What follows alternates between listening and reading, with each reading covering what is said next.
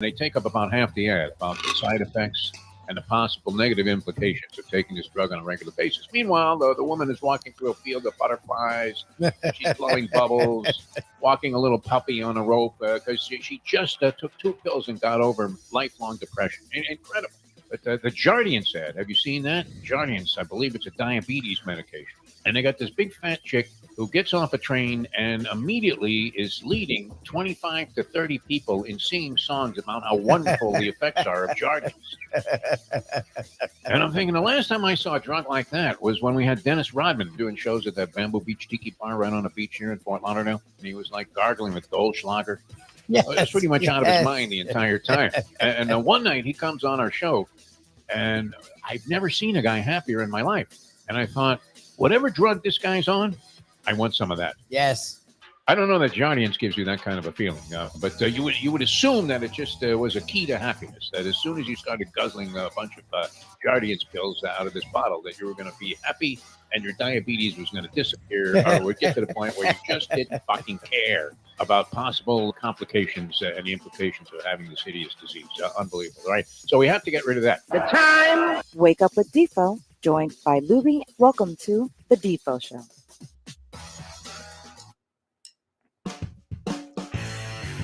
And that's it for the Dodgers in the top half of the seventh. And we'll go to the middle of the seventh inning stretch here. Everybody stand up and celebrate. Major League Baseball is underway. Pull up a chair and stay a while. I'm Jeff DeForest, along with Mike Lubitz. Hey, good to have you guys with us here on the program. I didn't even realize this until I got a text early this morning from one, who would you figure would be alerting me to the fact that there was actually live Major League Baseball going on during our show? Who would be the first guy to do that? It would, of course, be the great Jim Sarney. Oh, nice. Sent me a text. I was taking a dump early this morning. I don't know that you need to graphically try and envision that. I didn't have my newspaper yet, so I brought my phone in, which I really hate doing.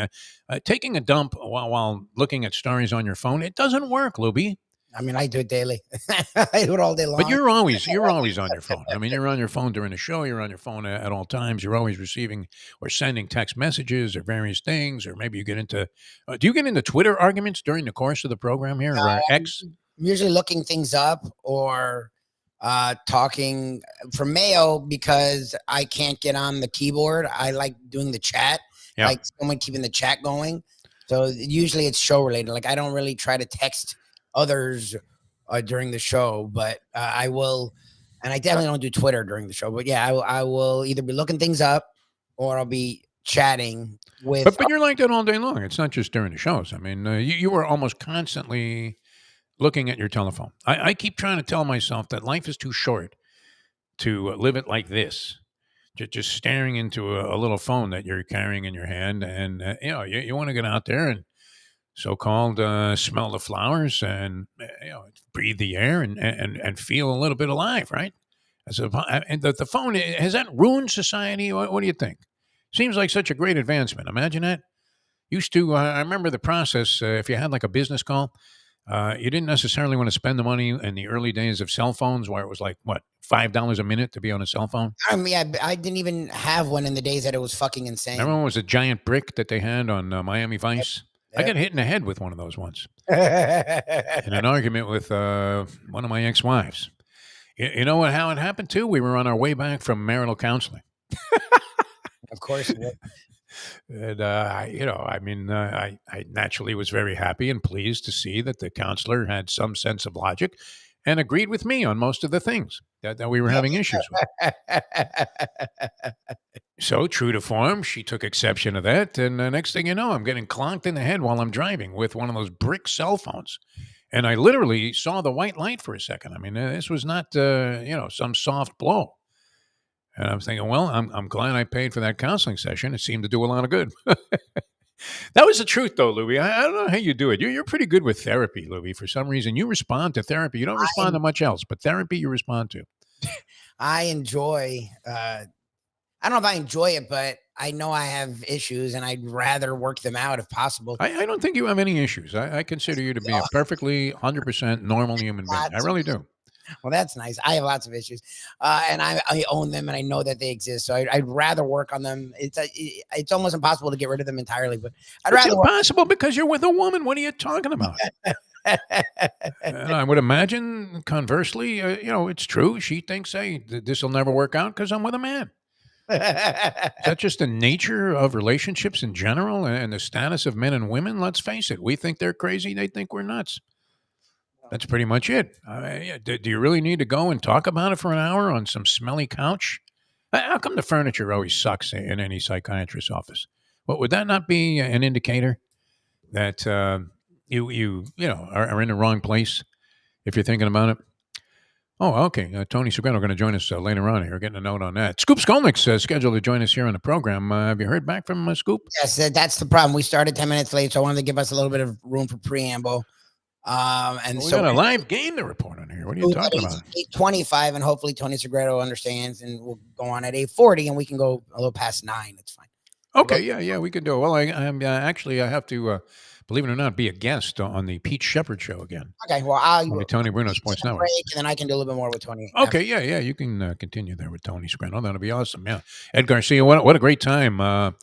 That thing yesterday, wow! Mike Mayo's Lunchbox was a re-airing of the thing that we did on Friday afternoon at 4:00 at Texas Roadhouse. Which, if you think about it, too, we rolled in there at 4:00. Which isn't that when they open? Texas Roadhouse. So Fridays. They're open for lunch on Fridays. They open up in certain locations. I think Ed said this repeatedly. It shows you it was hard to listen when there was like 40 different food items on the table. Yeah, I get enthralled in just watching how much Mayo can consume during the show. I really do. I'm amazed by it. So certain locations, Miramar being one of them. Again, Miramar has that great deck, and they're in a business district, so it's nice smart move by them. They open at 11:30, and you could tell I got there at like 3 something, and there was already people were finishing meals. Yeah, and new people coming in. I'm like, wow, good for them. Had a pretty good crowd there for 4:00 in the afternoon. You would have to say. Now that area amazes me in a zillion different fashions, especially since when I moved here in 1981, I eventually ventured to the point where I was living in Miramar for a while, for a couple of years, and there was nothing west of University Drive, Lubie. Yep. It was the hinterlands. It was brush. It was bush. It was undeveloped land. It was the Everglades, just west of University. Now, this is way west of University, way out there, west of 75, which didn't exist back then either. And it is jamming. I mean, did you see? It looked like you were driving through like one of those circles in Washington, D.C., where you can't get around because traffic is immense. Incredible. What happened, Louis? Did they fill in land there? They just mowed down a bunch of trees? I mean, it was jungle out there past University Drive. Yep. When I first moved to South Florida. And amazing development. But wow, was that a bustling area or what? Who would have figured that, Louis?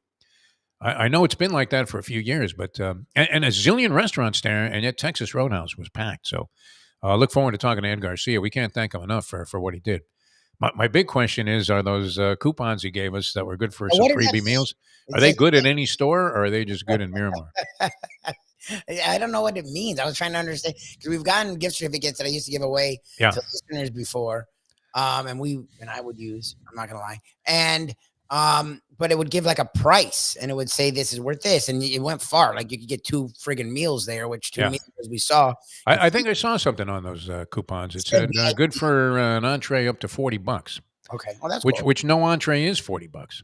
I was gonna say, like, you could probably find a way to work it to get 2 meals if it's $40. Like, that's crazy. Oh no, it wasn't 40. It was any entree up to $40 you could order, and nice. It was good for 2 of them. Nice. Each one of those coupons, yeah. You could definitely cover your butt there in terms of amount of food that you needed with those. But are they good anywhere? That would be the question. I'm sure this is of no relevance to anybody else. They are. They're good. They're good anywhere? Yeah. Good anywhere, yes. Okay, good. Because my son and his whole family, they're big fans of Texas Roadhouse, which we converted Mayo. I mean, Mr. Pseudo-intellectual Mayo, who was like, oh, it's a chain. I don't know about the bread. Like, remember how he was in the beginning? He used to kind of stick his nose in the air about Texas Roadhouse. Like it wasn't the Catherine, or it wasn't Heritage, or it wasn't, one of these high-end places that he likes to go. And the truth was, it couldn't be a better restaurant. I mean, just absolutely fantastic. And I think he discovered that. Where did he recognize that? Around the time he had that onion thing? It's not a blooming onion, but it's very similar. No, I think from the beginning, because that's the thing is even the dressing is made scratch. Like Yeah. literally everything they do, the potato skins scratch, like stuff that even nicer places will skimp on because they don't have time. Is scratch there. The butter is scratched there. Yes. Like it's not. I'm not. And again, Makes a big difference. they are a sponsor. But again, I like you guys did this talked about this last week. There's a difference between being a shill and being someone who's just a fan of a place and working with them. Yeah. Again, everyone we work with, at least right now, we've had some questionable partnerships in the past. Right now, everyone we work with on this show and on Mayo Show is someone we fully believe in and fully. Oh, no doubt. I mean, and that should be the case if you want to, sustain any level of credibility in terms of making recommendations to people that are following your shows and they think, well, geez, DeForest thinks this place is great, so I ought to check it out. I mean, you have to have some level of sincerity in that. No? That's because then you don't have to. You have to. Oh, fuck. Because if people go and they're disappointed, then they think you're a fuckhead, and that's it. Exactly. And they wouldn't believe anything that you were saying at that point. Well, all right, we do have, and sorry to dive into all of that, but it was kind of interesting to see the turnaround in Mayo about the chain restaurant concept. Yep. Because he would have had to have found something wrong with it, but he couldn't. That was the good thing. Nope. All right, we're at the end of 7 in the opening game of the Major League Baseball season. It's taking place in South Korea as we speak. Believe it or not, people, Dodgers and Padres. Dodgers certainly the marquee team in Major League Baseball this year with the acquisition of Shohei Ohtani, who did he get another hit in this game, or is he just plummeting to the bottom of the average list? He was 1 for 2 at one point. I'm sure he's had another at bat since then. 1 for 4. The guy's a bum, Lubie. Wow, what a bust! Holy shit! $700 million worth of wasted investment. By the way, I know we've talked about the Braves, and it's funny that calling them a favorite, some people would look at you like you're a dumbass because of the lineup the Dodgers have and bringing in Ohtani, and they brought in the other Japanese pitcher that was highly sought after. The Braves, first of all, they had 3 hitters with over 40 home runs. They had 5 hitters with over 30, not over 20 home runs, which would have been. They had 5 hitters with over 30 home runs on their team last year. And they hustle, they play well together. There does seem to be, a little bit of a team spirit to this Braves team. Sort of a little bit of us against them because everybody seems to hate the Braves at this stage. And proven, World Series champions. Why can't they, win the World Series this year over the Dodgers, who have suspect pitching, I believe. Well, we don't know what this Yamamoto guy is going to do. Ohtani's not pitching this year, so you can scratch that idea. That he was going to somehow improve their rotation. They did get Glasnow, who started for him and obviously pitched well in this ballgame, but Glasnow's been limited to 120 innings. I want to say certainly last year and maybe for the last couple of seasons. Glasnow, who was outstanding at one time and still is good, but is he durable enough? And then who was the guy, the little Mexican guy that they there I go. Hey, he's a little Mexican. Last name starts with a U. Then he got in a jackpot for domestic violence. Urias? Was it the Urias? Urias, yeah, Urias. Now, is he available to these guys, or is he suspended? He was in all kinds of trouble. Urias, who what was a very great story a couple of years ago. Man, this guy was lights out. He was pitching better than Kershaw, who seems to be at the end of the line there. Clayton Kershaw, who did re-sign with the Dodgers, but you don't even see his name mentioned. Is he going to be a starter for the Dodgers? What are they doing with Clayton Kershaw? Just featuring him on a farewell tour? What the hell is that? Not sure what his status is, but I would definitely take a shot at winning with the Braves at plus 550 over getting 350. I mean, is it a certainty that the Dodgers win the World Series this year? Certainly not. No. So and look what was happening last year. Who had Texas and Arizona in the World Series? Nobody. Nobody could have had those 2 teams in the World Series. Did somebody bet that before the season and make a giant score? There's always a story from FanDuel. They don't show you the millions of people who got buried. Yeah. But there might have been somebody that made a score on that. Matching, imagine the boldness of matching Texas before the season. And last year's Arizona Diamondback team, which was deemed to be a last-place finisher at best. Right? I mean, if they didn't just suspend them from the league for being so horrible, and they end up in a World Series and nearly winning the whole thing. So you just never know. All right, we did have the tournament get underway last night, and the professor, if you watched the show yesterday, wow, Did he nail that Colorado State Virginia game in Yep. not only in having the winner, which you win by 30, Yep. but in terms of logic, right? He said Virginia was the one team that didn't belong in the tournament. Yep. All of the teams that are complaining that they didn't get in, like St. John's and Seton Hall and Pittsburgh and so many others, that Virginia was the least deserving of teams that was in the tournament. And sure enough, they look like they didn't belong because they lose in the play-in game by 30 points to Colorado State, which what is that? The West Coast? No, it's not the WCAC. What conference is that gets Mountain jilted West. here? Mountain West. Mountain West, yeah. It's randomly a college basketball powerhouse.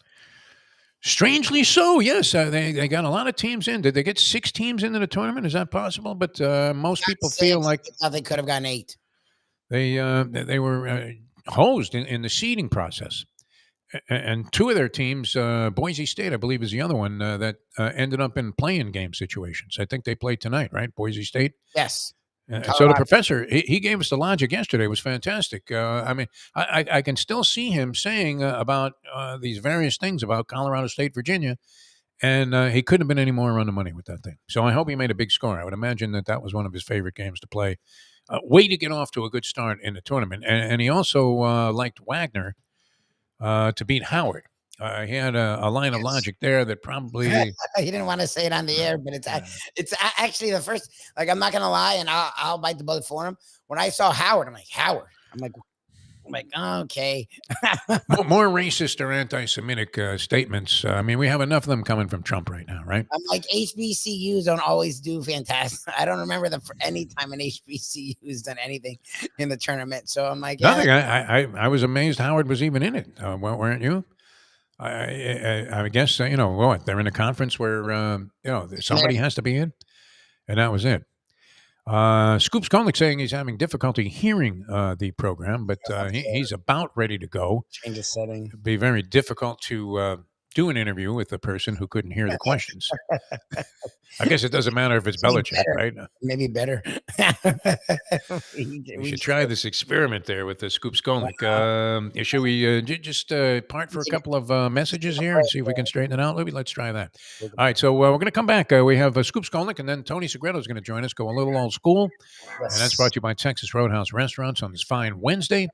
Jeff DeForest, Mike Lubitz here on the Defo Show, South Florida Live. And, of course, we love when the segments re-air on Scoop Skolnick's fine organization and platform, 5 Reasons Sports Network, which is really, I mean, it's picked up the beat for the local coverage that doesn't exist anymore in the newspaper. No beat writers on any of this stuff. I mean, it's a disgrace. All right, back with Scoop Skolnick, hopefully who can hear us in a moment. Now that. You can hear now, I think. I hope you heard Johnny Eddie because it's 8:28. Tony Segreto here. Let me ask you a question. What do you look for when you go out to eat? Good food, obviously, friendly atmosphere, not too loud, but good energy, reasonable prices, and a place where you feel comfortable. All those ingredients, no pun meant there, are hard to find unless you're talking about the Texas Roadhouse. You see, they encompass all of those attributes. Really, really good food, amazing atmosphere, good for a family, good for a date, or just a night out for yourself, and prices that will make you extremely happy. Their ribs unmatched, steaks hand-cut every day. Everything, and I mean everything, is made on site, including their incredible bread. It's the one day, folks, that you can forget about low-carb diets. Trust me when I tell you, Texas Roadhouse, your restaurant, your destination when you say, where should we go and eat tonight? From the newly renovated sports bar to the beautiful bayside views captured at the Tiki Bar, Jimmy Johnson's Big Chill has it all. Located at mile marker 104, the Big Chill also offers waterfront dining while experiencing breathtaking sunset views of the Florida Keys. It's simply the hottest spot in the Keys to cool off. That's Jimmy Johnson's Big Chill at mile marker 104 in Key Largo. For more information, call today at 305-453-9066. The world, I mean, if my point was ever going to be embellished and going to be proven true, the world has gotten me sugar now. Grab a bagel and a schmear, plus some Defo and Lubie. Welcome back to the Defo Show. All right, there he is. The handsome one himself there at the bottom of your screen. That happens to be one Ethan Scoop Skolnick. Welcome back to the show. I'm Mike Lubitz, Jeff DeForest with you, and from 5 Reasons Sports Network, outstanding journalist, awarded many of the top prizes in journalism in terms of rating the performance of various people that were in the business. Ethan Scoop Skolnick joins us here on the show. Scoop, how are you, my friend? I'm good. I'm better than the Heat right now, my friend. Although I feel like I should be nursing some kind of an injury, right? Like what's bothering me? My thumb, my entire arm, my leg, my whole body. It's kind of where I feel like the Heat are right now. I mean, which was stranger? I mean, the Heat's regular season last year, resulting in an appearance in the finals, or the Heat's regular season this year so far, where they look sort of similar to what they did last year, but at the same time, it's been a long series of kind of ups and downs. No. Yeah, I mean, I think this roster on the whole is better than last year's, but we've never got to see it whole. So, and when we have seen it whole, it hasn't had enough time to get any rhythm, and so that's kind of where they're at right now. I mean, they're fighting to get out of the play-in, although I don't know how hard they're fighting when so much of their salary is sidelined on a nightly basis. I feel kind of bad for the guys who are pushed into roles that they shouldn't be in. This is a team that feeds off Jimmy Butler, and Jimmy Butler is not going to get to 60 games this year. Is he hurt? What's up with Butler? Because he played when I was not playing. I mean, this time it's the foot. Tyler is the foot. It's one of those things. It's like a game of operation at this point. We don't really know. And look, I don't like to get in and say how hurt a guy is and whether or not he could play. I mean, that's up to each particular player. All I know is that this didn't happen 10 years ago. You go back through the Big Three era, those guys played. Even Dwayne, like we complained about Dwayne. Dwayne played a higher percentage of games during the Big Three era than Jimmy or Tyler is playing right now. So, and then you look at the rest of the roster, you had guys like, Shane Battier in his, late 60s playing 77 games. They all played. And so, Norris Cole played 80 to 82 games. Rio always played like 70s and 80s. And I sound like the old man here saying back in my day, but yeah. It's the same organization. It's the same people in charge. And we had Patty Mills on our podcast last night that actually just posted to the YouTube channel. How the hell did he get here, Scoop? I missed that one. I saw him out there. I'm like, Patty Mills. When did we get him? By what method? Well, he was stashed, on Atlanta in a rebuilding situation, and so he asked for a buyout. And when Josh Richardson got hurt, and then Tyler got hurt, they needed guard reinforcements. I don't think they necessarily thought that Patty was going to be playing clutch minutes, at his age. I asked him yesterday, I said, you played for Pop, but even Pop, like we talked about the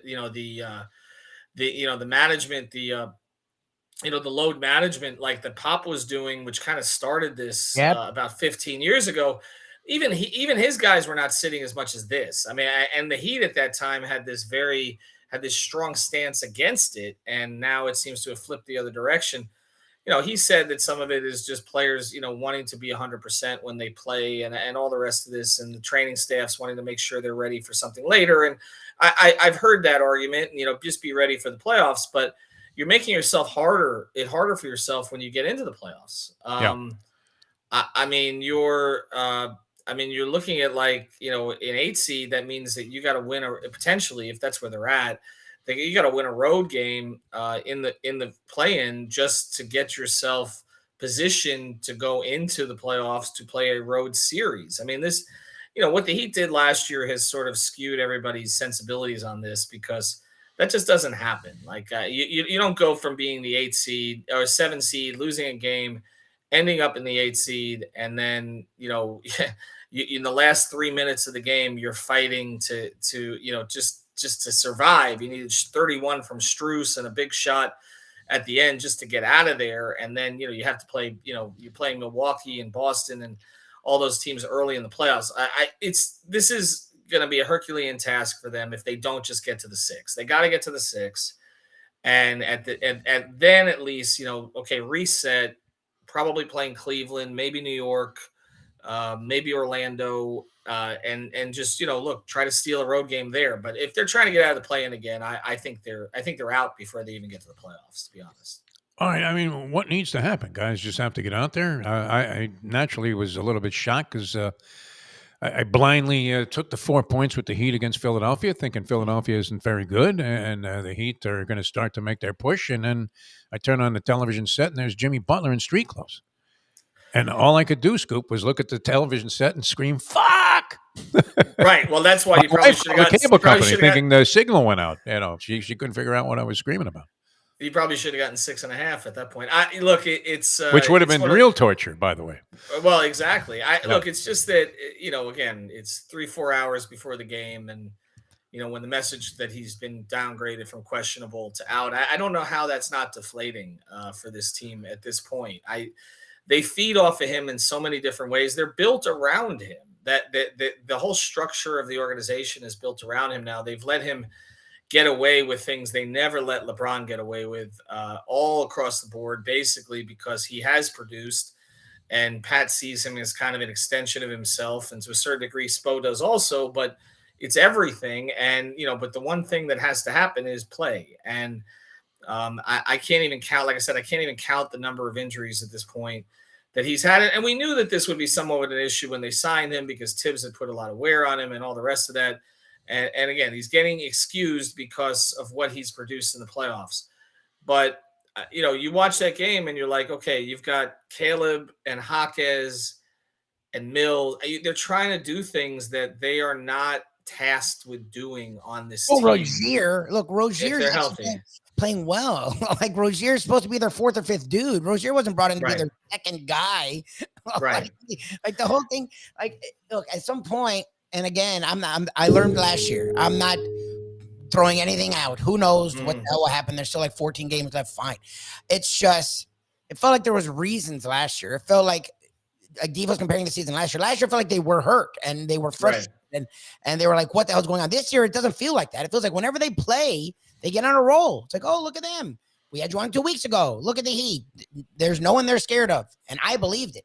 Now I'm like, I wouldn't want to play anyone. Like the way Magic are playing, the way they're playing, like they care. At least they care. Like you have Suggs finally mattering. You have Cole Anthony mattering. The Knicks, they want to make Brunson an MVP. Whatever it is, at least they play. At least they care. Like the Heat, it's like Caleb Martin has been up and down all year.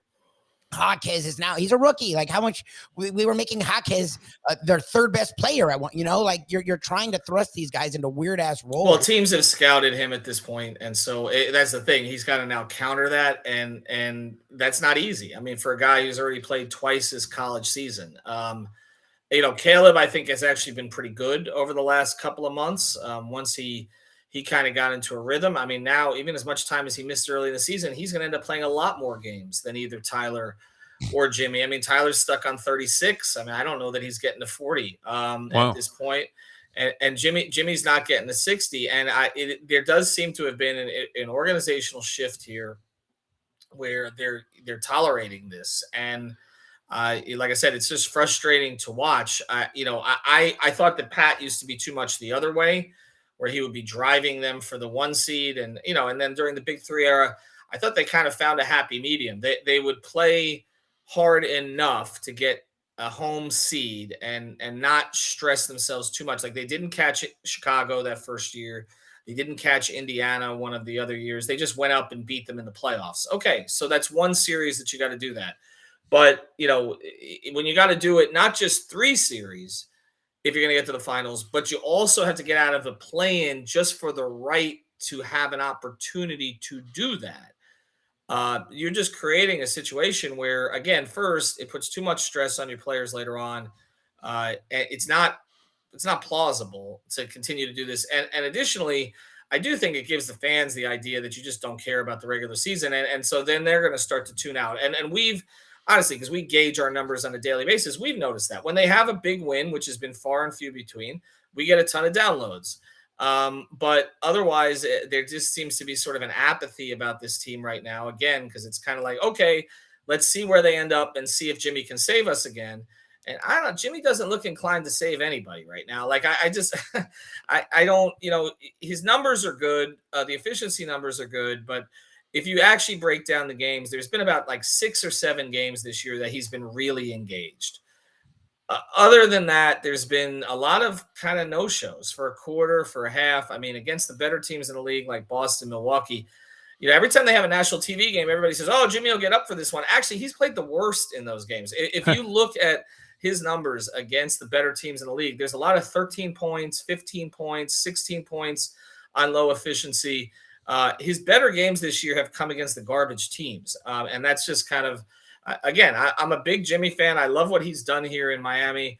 I'm not necessarily saying you trade him in the offseason. I'm not going that far. But I do think there needs to be a recalibration of, okay, are we going to play hard in the regular season, or are we going to take this seriously? Because if he doesn't, they don't. And I just think that's where they're at right now. Holy Louis Pasteur. We need him to look into this. Well, what happened? This guy was supposed to be the epitome of Heat culture. And he seemed to be all of that. Like he had this sort of inner anger, it appeared, that would not allow him to capitulate to what's going on in the NBA today, which is, hey, we don't know if these guys are showing up tonight. And that seems to be an open defiance of everything that we thought the Heat were acquiring, and looked like it was in evidence early on in Jimmy Butler. It doesn't seem that it's comprehensible that he would be the guy that you're looking at and going, is he with us or not? And I guess maybe he'll turn it up in the playoffs, but I don't know that fans really want to embrace that. And their one superstar or budding superstar that everybody was trying to put in that category, that he was a guy that could carry a team on his back. He has. Look, he has. He did against LeBron in the Lakers finals, and obviously if Dragic and Bam don't get hurt, he might have a ring already. Yeah. I don't want to go so far as to say that the fact that he's in 10 different endorsements. I mean, he literally has 10 companies. Yeah. How did he get all endorsing these him. commercials? When did his Q rating approach down to the Kelce's? His agent did a hell of a job for him. He's Wow. going to be in Bad Boys 4 also, and more power to him. That stuff. Look, guys do all kinds of stuff off the court. Being in a controlled setting, shooting a commercial for 3 hours on an off day. I don't care about that. Like, that's good for him. But so I'm not going to go that far. But I do think, okay, that he may have that whole emo Jimmy thing at the beginning of the year. Sometimes you're telling on yourself a little bit. Like, all jokes have a hint of truth, and I think that he believed that they were getting Dame or someone of that caliber to help him carry the load during the regular season, and they didn't. And instead, they have Tyler, who doesn't play. And so it's just kind of like, I think that this thing has kind of melted down a little bit because there were expectations, even if the reality was that it wasn't really their fault. They were dealing with an organization that did not want to communicate with them. I think that their top guys believed that they were getting reinforcements, and they didn't. And I think with Bam, we see it in the way of not necessarily him drooping his shoulders or anything like that, but more so he's asked to carry so much of the burden for them defensively. And I think at this point of the year, he just wears down. I just think I think he wears down. We've seen it every year. And there's and then there's like, okay, why isn't Bam taking over? He's exhausted. He can at this day. He's not that kind of player to begin with to do it every night. And then you don't have Jimmy, you don't have Tyler. He's asked to carry the whole thing defensively. He's the only one out there most of the time. And it's like, okay, Bam, do everything. And then fans get pissed when he doesn't. And I'm like, okay, they need to take a serious look at this offseason, like they have in previous builds, and say, all right, we may need to give up more than we want to.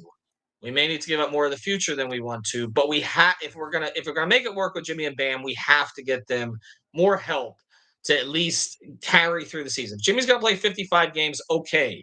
So get someone in the other 27 who's gonna carry us, and they just don't have that right now. All right. So and Lubie's counting on his theory that Boston will collapse and isn't what they appear to be. And that the Heat somehow will get it together. I think he's going back to his old magic wand theory, Ethan, and that they're going to be able to wave a magic wand over the whole thing and get it together in the playoffs.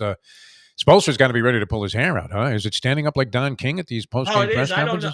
I don't know if he's coloring it. He's doing a hell of a job. He's 3 years older than me, and I saw a little gray there on the top, and now it's disappeared. But if I were him, I'd have a lot of them. So yeah, he's doing his best. All right, we'll keep in touch, and I don't know how excited you are at 5 Reasons about the college basketball tournament. College basketball, not necessarily the marquee sport here in South Florida, even though we had 2 teams in the Final Four last year, and still a possibility that one might make it back there, although a slim possibility.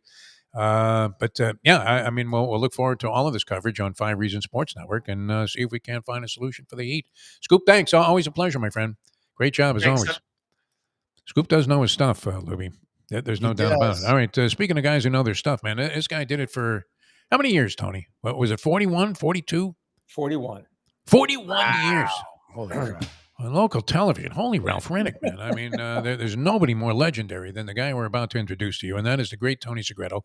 You're all very familiar with him, and he joins us for Old School, brought to you by Texas Roadhouse Restaurants, which, how spectacular was that, Tony? I mean, you're there more frequently than we are, but what a reminder of how great they are. Off the hook. You can't get it any better than that. And if you know what, let's bring in Ed Garcia. Right? Yeah, bring this man on. I mean, what you did, Ed, that was tremendous. That was ridiculous. That's awesome. Man. Barnum and Bailey enjoyed never put on a show like that. That was fantastic. Wow. Goodness That was gracious. great. You still have leftovers? Yes. Yes. We can't stop talking about it. Here's the beauty of it, and you always emphasize this, and it rings in my ears every time we think about you or have you on the show, and you always talk about how everything is made from scratch. That line sticks in my head. And you could notice, I mean, just a perceivable difference in the way everything tasted as a result of that. Even days later, when I had those chicken tenders, my God, I mean, what a difference from some guy that went to Restaurant Depot and bought a bunch of frozen stuff. Absolutely delicious. Fantastic job, Ed Garcia. Congratulations. Appreciate that. No, it was a lot of fun to have you guys. You're welcome anytime. Obviously, I'm very, very proud to, show off our food and the great service, and the atmosphere was absolutely great. Obviously, Tony, Lubie, all of you, helped with that atmosphere, but it was a great time and glad we could be a great host for you. Don't tell us we can do it almost. I was going to say. Yeah, we'll be there every Friday. They would love to have you. So the team had a great time. Nice. They had, the team, everybody, to the server, to the person who cleaned up, couldn't be nicer. And it's not just because we're there. You look around the whole room. You go inside the restaurant, and they're that way with everybody. And it's just a homey feel. The food is great. You feel like you're going into your parlor. It's awesome. Very blessed. I think I attribute that a lot to our owner operators, the managing partners of the restaurant. They create that culture, that family feeling, to make sure that we take care of every guest like we're letting someone into our home. So very blessed to have a great team, and I think that's one of the reasons why that great food we continue to do so well, is that other part is I think that's one of the secret ingredients, is just that family feeling, and people wear those shirts that says they love their job, and I think they truly do. Well, we've been doing stuff with you a long time now, and we still find out new things every time, especially when we get together in person. I know you've talked about lunch as a thing that some places do. I didn't realize you guys do all weekend long, starting Fridays, at least at certain locations, lunch. Because I got there like at 3, and because we were supposed to be there at 4, but I like getting there early, setting up. And I also, with doing the show with Mayo, I like sort of taking the temperature of the establishment. I've learned with Let's Eat being such a weird place, the group, I always like getting there and just getting my own vibe without being, on the show with Mayo, the mythical like Mayo is. So I like just getting in there and seeing it. And not only it was 3, so I forgot that you guys do lunch. People are already finishing meals, leaving. New people were coming and going. And like just the vibe, it was like, I understand why they're not open for lunch every day, but I don't understand because like people seemed so happy. I was like, and look, Miramar is a perfect location. There's a business district. There's a lot of homes. There's a lot of stuff but as Defo was joking, like back in the day, that was swampland, and it's like bustling now.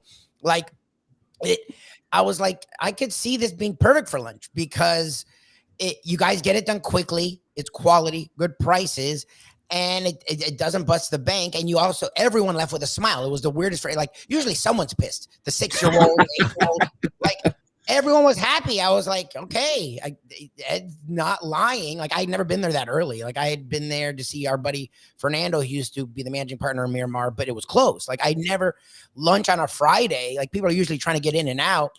People were just, the service wasn't the reason. They were just happy to be there, and it was like really cool. So I'm curious, like, how many places do have lunch, at least on a Friday through Sunday? Like, is that standard or just certain places?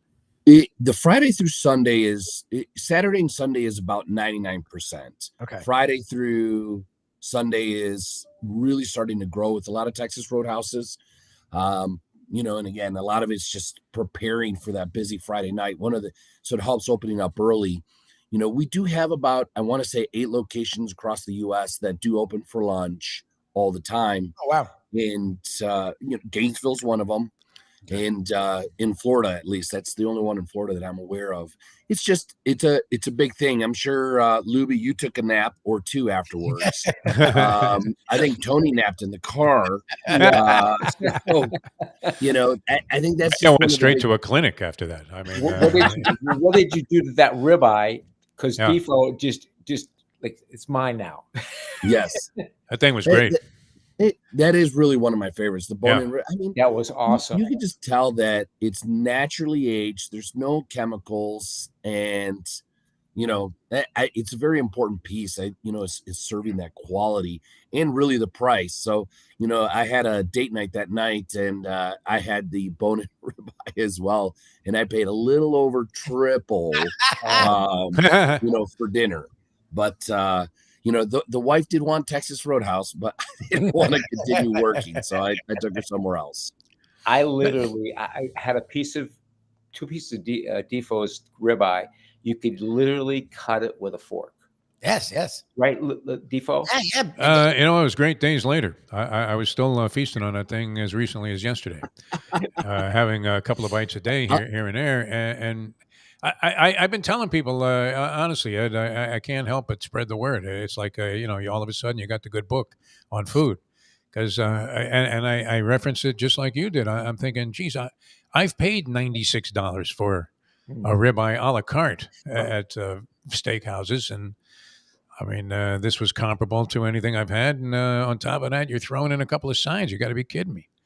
Yes. That was really, really, really well done. I mean, all the way around. Appreciate that. All right. Well, what did you think? I mean, I guess that the Michigan news was Juwan Howard. It had just dropped, actually, but I left him alone. Yeah. You guys were. What do you make of that? When is Dusty May going to be announced as the new coach at Michigan? I'm not really sure. I kind of have mixed emotions about it. I think I told you a couple years ago, it was kind of cool. I left Detroit and I was heading back to Florida. No, I was Florida heading to Detroit and sat next to Juwan. And, we were in school essentially the same time, which was a very, very long time ago. But, the team struggled flat out. And I don't know if he lost his way or the team lost their way. And again, I'm not an expert on basketball by no means. However, the recipe right now of continuing to lose is not good. So there has to be a change somewhere. And unfortunately, they started at the top there with Juwan. So, we'll see what they have to come, down the pipeline. But would like to see, Michigan, come back in full force in the program. At least be a solid contender for basketball. Ed, you're in Utah, right? I am. Oh, I am. Oh yeah! Wow, good for you. Jeez, it's early. So it's 6 o'clock in the morning. It's 6:30. But I was in Vegas yesterday. Oh, So if I look a little puffy, it's because of Vegas. a little bit. How was Yes. that, by the way? Now, what That is had to be fun. you do in Vegas? I took my team. I You took have a a couple of my restaurant, winners from my Steve? team to Vegas, and that was an incredible time. We had dinner at Hell's Kitchen. Nice. That was a very unique experience. Also very expensive and about Oh, yeah? 4 times the price of Texas Roadhouse. Wow. But then we did see a show, and I donated money to Caesar's Palace Excellent. through craps and blackjack. But other than that, it was a great time. I just love spending time with my people and celebrating they just had an awesome 2023. So it was awesome that I was able to take them out there and celebrate that win with them. Big time. That's the man. way to do it. Well, Well, enjoy thanks a lot, Ed. You are the preeminent owner operator of 9 restaurants now. 8 of them. Going on 12, June 10th, number 12. Wow. I'm Incredible. a busy guy. I don't know how you do it. No, and it's not like you're not involved. I mean, it's not like you just show up and go, "Hey, how's Yeah. everything going?" And the manager says, "Fine," and you say, "Okay, see you next week." I mean, you're immersed in this stuff, which was That's right. absolutely fantastic. And I would imagine good spot, especially with these places that are open for lunch for tournament action, which gets underway on Thursday, Oh, my 12 o'clock, and that'll be a lot of fun. Well, have fun in Utah. It's quite a departure from Las Vegas. Yes. I'll be on the slopes in a few hours, but I'll be Oh thinking yeah, about it. skiing. Very nice. All right, enjoy You better yourself get out some there. sleep. You better And get always a some pleasure, sleep. my friend. Thanks, Thanks so Adam. much Have a for great one, being with guys. us. Thank you. All right, very good. He is. Tony, what do you got? I mean, you got any Cinderellas? You involved in the tournament? How many brackets did you Yeah. fill out already? I'm interested in Iowa, both Okay. men and women. Okay. Because- Okay. And to be honest with you, now you're going to laugh at me and you're going to go, "Oh yeah, he's favored the women." The women's brackets, they intrigue me more than the men's brackets because UConn is so far ahead of everybody On the men's. on the men's side. The women seem more competitive right now, so we'll see. But I'm hoping. Yeah, you've been UConn- talking to Sarni. Is that what happened? No, Sarni got you. no. Sarni got you. Although Sarni got a hold of me yesterday from in the Of course, hospital. of course, Of course he did. because he has an ally in you, Tony. Exactly. He He knew. doesn't have to listen to our bullshit degrading the women's game and mocking him for making any comparisons to the men's game. I love that. He knew. Strength in numbers. Yeah, You it's go you to and Sarni got to pioneer this thing. Me and Sarni are gonna start a podcast. You should. You should, yeah. Nothing wrong with that. We don't do that. Sports nobody cares about. Tony Segreto and Jim Sarni. That's fine. I don't mean to demean your sports expertise in any way, Tony, but yes, Sarni's obsessed, man. He was watching the women's NIT selection show the other day. See, Women's NIT selection show. I don't know Tom Crane's going, "Oh, can you believe this? They really got hosed, these guys." seriously, I look at the brackets, and See, I can't say that. I would. I mean, this is my gender bias, maybe, Tony, but I would 1,000% disagree. I really would. I mean, the men's action is so competitive all the way through. You don't know if one of these playing teams is going to go to the Sweet 16 or make it even into the Final gender Four. bias. It's a gender Whereas bias. in the women's game, you have any number of just absolute mismatches, and that is evident all the time. You have some really good teams. They've come a long way. They develop more good players, but I don't know that you're looking at any team in the tournament and thinking they could win it. We'll see. Well, let me. All Okay. right. So Larinaga, and we love Coach Larinaga.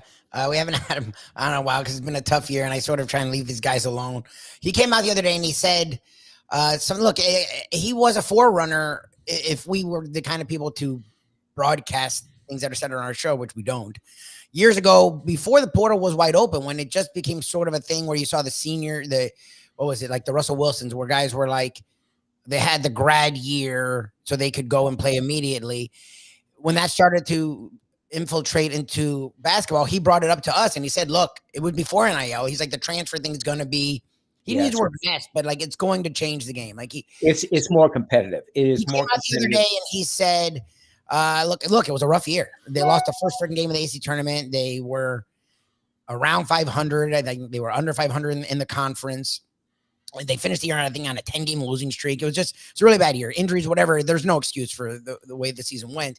And he talked about how, we're going to lose another 5 guys have already come up to me and said they're going to leave. He's like, it's literally impossible to do this job now. What are you hearing? What have you said? What are your thoughts on just looking at what he's dealt with and what the game is? I know Defo's got to get out of here, but before Defo goes, I'm just curious, what are your thoughts on what? Just because UM is a perfect test case. Like they got all the kids last year. They were happy. Now they're going to lose the kids. And he's sad, but that's what the game is.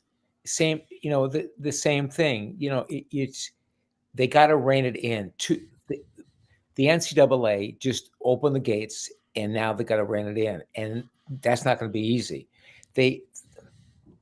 What happened in Miami is all over the country. And it doesn't matter who you are. They open the gates up, they open the doors up, leave, come, leave. I got a better deal here. I got a better deal here. I got a better deal here. Come on.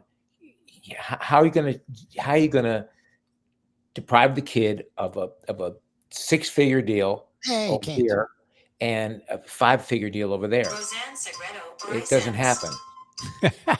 Your wife's I calling think you. you're being paged there, Tony. Your wife What's calling you. You guys going to keep going for a while? You want Yeah, to let's keep it going for a few minutes? Because I got to be, believe it or not, a guest on another show.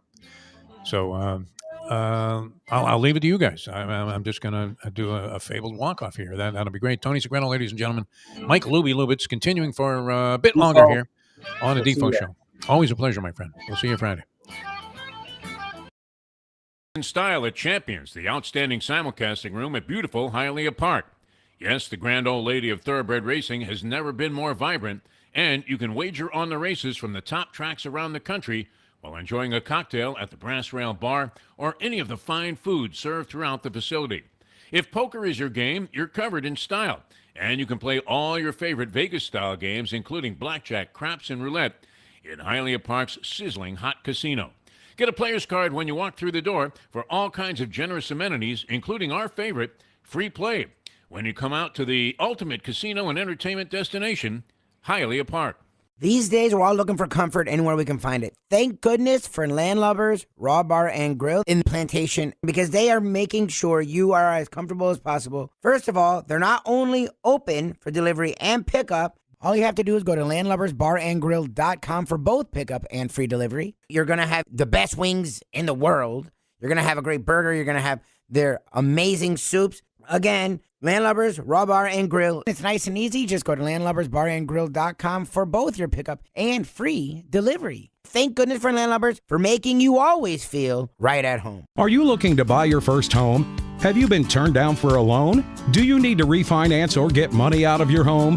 Call Michael Kodsey, CEO of Choice Mortgage. He's been helping the South Florida community get mortgages for 30 years. Hi, this is Michael Kodsey, CEO of Choice Mortgage. We have the most competitive fixed rates in the market. Call me 24/7, 561-441-2730. And remember, I don't just work banking hours. To make the right choice for your home, call Choice Mortgage today.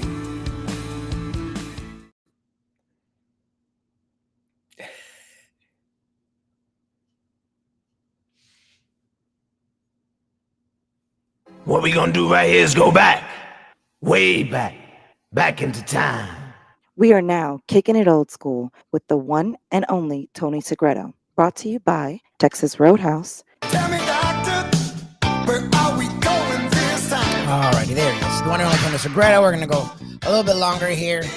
Get our full fill of the one and only, the great Tony Segreto. Then look, and it just to keep going on that point, it's not, I'm all for the kids getting paid. I'm all for, again, for years, the coaches have been able to coaches literally would sign a deal. Todd Graham did. He signed a deal with Pitt, and then the next day got a better deal with Arizona State. So he left for Arizona State. So, if coaches can do it, I always thought it was sort of douchey to go, but the kids, no, the kids should be held to less of a standard than the adults, not more. However, the idea that Rick Pitino, I can't even fight him, was like, I don't care about the NIT, not because it's beneath us, but because the transfer portal opens up and I have to go get 7 kids. You got to change these windows. And that's the thing, is they're always chasing the ball. They're never ahead of it. Like the NCAA has got to figure out a way to bring it back in, because it's open season and it's just ridiculous. It's like hosting an NBA is a lot more solidified than college, and it shouldn't be that way. Yes. Well, that's the thing, is they're like, it's the mini pros. No, it's worse. Like the pros at least has salary caps and timelines and free agency open, agency close is like. How much payroll do you think UConn is carrying? Oh, good. I mean, look, the funny thing is, it's the Carolinas, the Dukes, the Kentuckys. I mean, we're talking basketball, and they're just scratching the surface. Like, again, the stuff Nick Saban said on Capitol Hill last week wasn't wrong. It was just annoying to hear it from him. Like, it's like, dude, come on. Like, it sounds disingenuous. But obviously there's an issue. Look, when you have Chip Kelly, who was doing a good job at UCLA. He went wasn't. to Ohio State. He took himself off a hot seat because they had played well last year, and he had a head coaching job for a team that was moving to the Big Ten, so money wasn't going to be an issue, and they're in LA, so they could go big, and they have plenty of money. He's like, nah, screw that. I'd rather be an offensive coordinator, not in the pros, in college, rather than be a head coach, because I can't deal with all this nonsense. Look, yeah, it sounds like whining, but there is a lot going. It's just our buddy Charlie Partridge, who loves college football. Like, teams have been picking at him for years. He liked being with Narduzzi. He liked being at Pitt. He's a working class dude, and he was doing a fucking hell of a job every year. His D lineman would be recruited 3 stars and go to the NFL. He was just one of the top defensive line coaches in the country. He was up for it every year. And he told me this personally. And again, we haven't been able to get him on because now he's in the NFL, but he's like, I was like, oh shit, good for you. He's like, I just thought he got a promotion, right? Going from college to the NFL used to be a promotion. And he's like, I had to do it. I was like, oh yeah? I was like, well, congrats. He's like, I just couldn't take it anymore. It was just you're having to recruit your own kids. You have to recruit the portal. You had the recruiting day, National Signing Day, with another one a month or so away. But this is the main one now in December.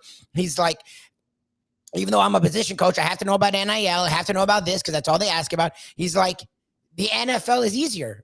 He's like, I had to do it. I was like, okay. You know what? The NFL is easier because all you do is coach.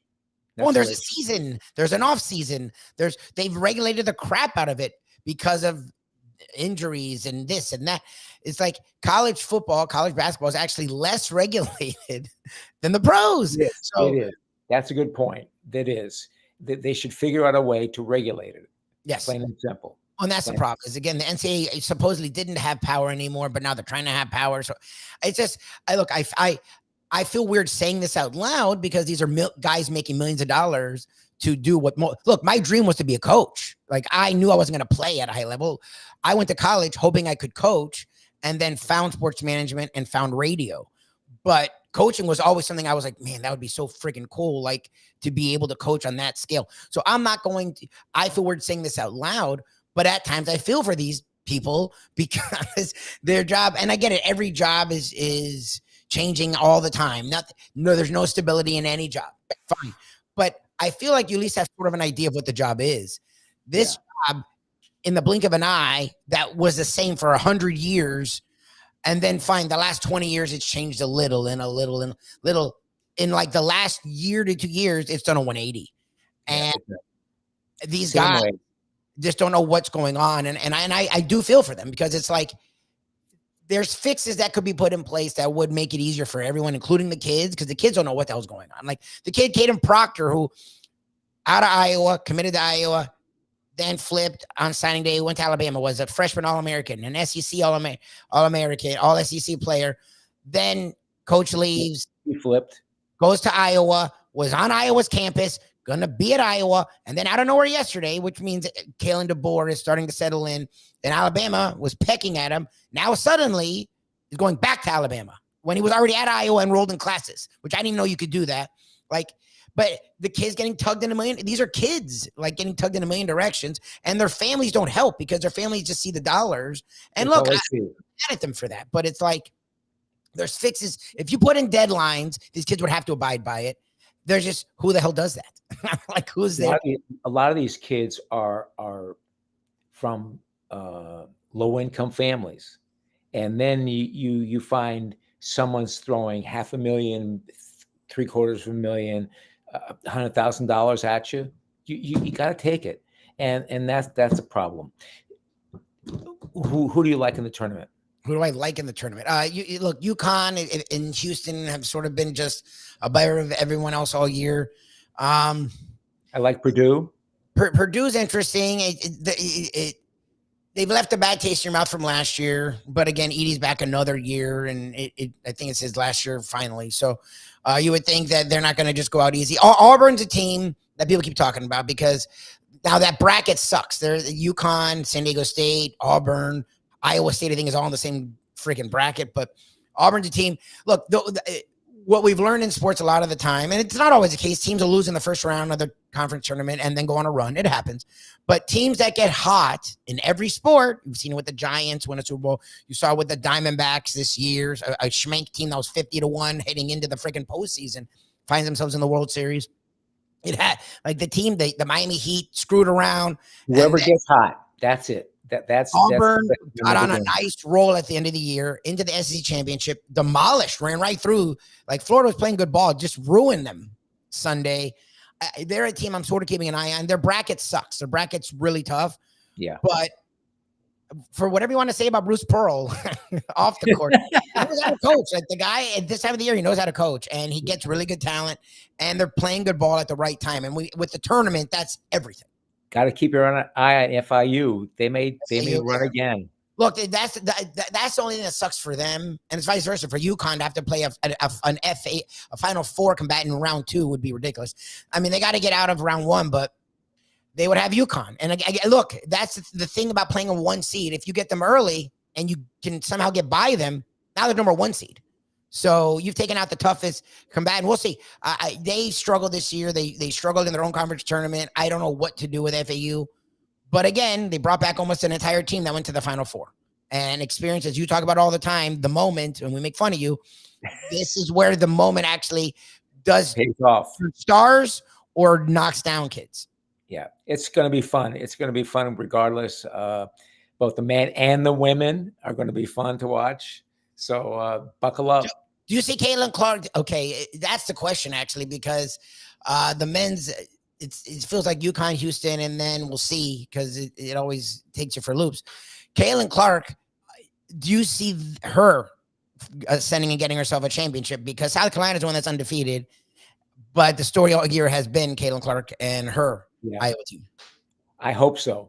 I hope so. You know, that would be a perfect exclamation point to an unbelievable career, a national championship.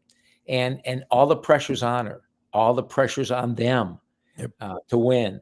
So I'm going to see how they handle it. They handle it all year. It would be so great to see them win it. So great to see them win it. It'll be interesting to see them win it. We'll see what happens with them winning. It'll be interesting. Here's my quest. It'll be interesting if both Iowa State men and women make it to the Sweet 16 and the quarters. Well, it'll be interesting to see if she can keep it going. And look, Iowa State's actually played really well down the stretch. They are a 2 seed, but some people have them with better odds than some of the 1 seeds to win it all. They played really good basketball, and we'll see. Look, the tournament is my favorite. I haven't watched all year. I watched a lot this weekend because I didn't want to be a total idiot come Thursday. I want to have some kind of a clue. It was interesting to see the upsets, to see FAU and USF not win the AAC, to see NC State take out North Carolina, to see Colorado and Oregon do what they did in the that's still the last year, the Pac-12 having a conference. And that's why we love the tournament. That's why we love the time of year. That's why we love sports. It's going to be great. It is. You know what? It is the epitome of Goliath and David. Yep. You know, and then can Goliath stay on top of the mountain? UConn stay on top of the mountain, and we'll see. You will see. I predict they'll get beaten. Okay, so you don't think UConn wins at all? Do you have pick, or you're still working it out? Because that's my thing, is I'm trying to get through the playing game before I actually do a bracket. Yeah, I've got Auburn possibly. I got I got to go through a bunch of them, but I think they're going to get beat. They're in the quote unquote bracket of death, even though they're the overall number 1 seed, which is weird. The man who brings life to us each and every week, the one and only Tony Segreto. We love you, my friend. All our love to you and yours, and we will talk to you soon. Okay, bye-bye. Be well. The one and only Tony Segreto. For Defo, I am Mike Lubie. But we will have a Mike Mayo's Lunchbox. We're double duty today again, 1 o'clock, Mike Mayo's Lunchbox at home. And then 4 o'clock, one of our new sponsors, an oldie but a new, Corvina in Boca. Mayo and I will be out there. So check out Mike Mayo's Lunchbox at 1 o'clock and at 4 o'clock yet again. For Defo, for Ed Garcia, we love you, Texas Roadhouse. For Tony Segreto, I'm Mike Lubie Lubitz. We will see you tomorrow right here at 8 a.m. The Defo Show with Lubie, South Florida Live, and South Florida Live YouTube and Facebook. Again, 1 o'clock, Mike Neal's Lunchbox, right here. Let's go to eat a damn snack. Look what they done to my show.